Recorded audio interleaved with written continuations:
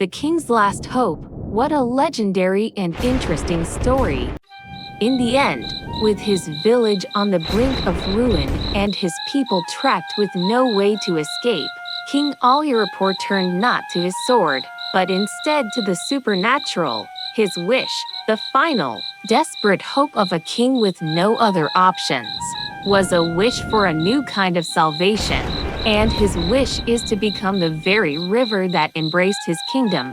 It was a wish unlike any other past kings in the history of Irapur, a final act of love that would forever change the destiny of his people. Imagine, a mighty king, ruler of a prosperous land, suddenly turned into flowing of river through the very terrain he once ruled. What a divine intervention could have brought about such a transformation? Let's dive into this together. There was a village called Irapur, and it was a testament to the power of unity. This village was a settlement in Nigeria and embraced by the peaceful bends of a river. It was a home built by many hands of diverse tribes and ethnics. Its heart was a bustling market square where the rich dialects of every Nigerian tribe mingled like the colors of a vibrant tapestry. Hausa traders bartered for fresh produce from Yoruba farmers, while Igbo artisans sold intricate crafts to Fulani herdsmen. The air was thick with the scent of spices, the sound of lively chatter, and the rhythm of life lived in harmony. At the center of it all was King Alyarapur, the wise and beloved king.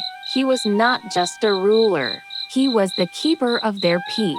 A man whose presence reassured every villager that their home was safe. He often walked round the village, listening to the air breezing peacefully, but his mind filled with a quiet sense of unease. And one day, unexpected event of life finally arrived. One day, unexpected event of life finally arrived. Rumors, like whispers in the wind, began to reach Irapur. Tales of an unknown warrior whose army was sweeping across the land, conquering every village. In his path, he did not seek to rule with a fair hand. He sought to dominate, to turn conquered lands into a monument of his power. This warrior had already taken control of all the surrounding territories, leaving no village left to assist Irapur in the battle. The warrior's final destination was clear, as he intended to make the fertile lands of Irapur his grand palace. The peaceful chatter in the market square was replaced by hushed, fearful conversations. The laughter of children became a distant memory. Every eye was on the horizon, waiting for the inevitable storm to break in.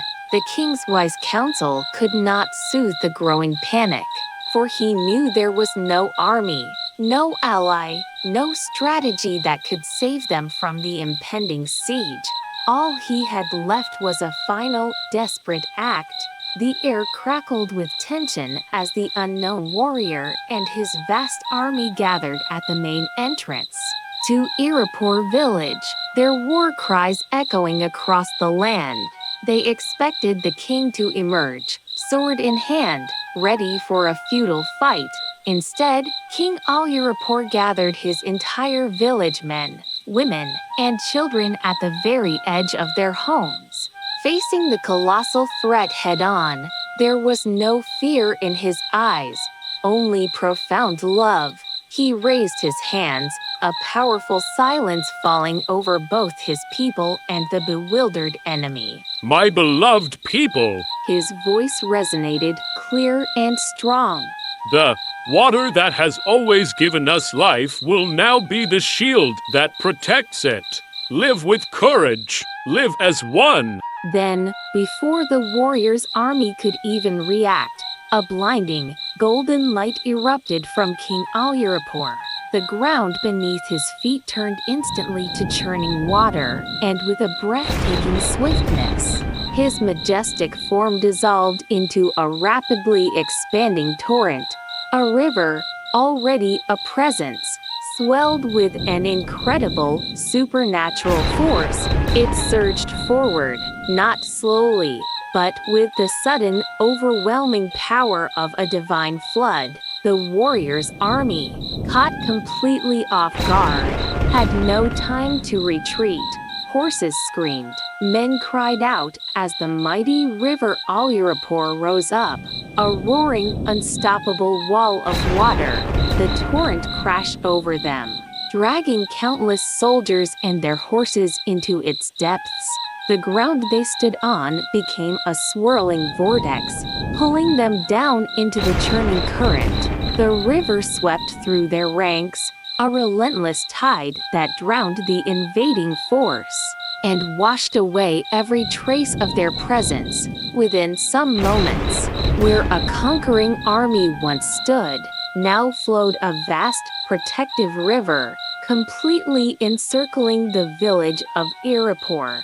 The water pulsed with a faint, golden glow, a constant reminder of their king, the eternal guardian. The silence that followed was profound, broken only by the gentle lapping of the new river and the relieved, awestruck murmurs of the villagers. Ob Irapur turned into river and saved the Irapur village, forever protected by the selfless act of the king. The warrior was gone, and with him, his army, for their leader was nothing more than a manifestation of fear. Lasante's story of the founding of Irapur is a timeless lesson. It teaches that our greatest strength often lies not in our ability to conquer, but in our willingness to unite. It shows that in moments of hopelessness, a selfless act of courage can change everything. The river, a constant reminder of this sacrifice, teaches that there are battles in life that cannot be won with a sword, but only with a profound act of love. True love, as shown by the king, is the ultimate force that can conquer all fear.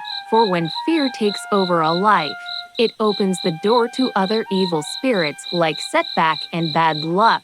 The Bible, in the book of Timothy, reminds us, "For God has not given us a spirit of fear, but of power and of love and of a sound mind." This is the kind of power that the Alirapur channeled, using love to conquer the enemies. If you learned anything from this story, kindly comment your thought, like, and please don't forget to subscribe and follow us. Thanks for watching.